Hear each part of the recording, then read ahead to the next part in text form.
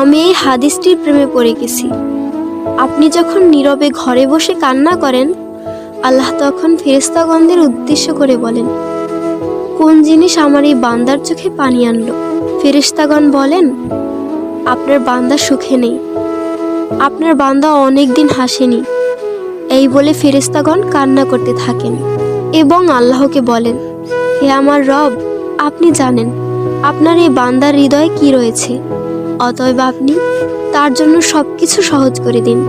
আল্লাহ বলেন, আমার এই বান্দা এমন কিছু জীবন থেকে হারিয়ে ফেলেছে যা সে অধিক ভালোবেসেছিল।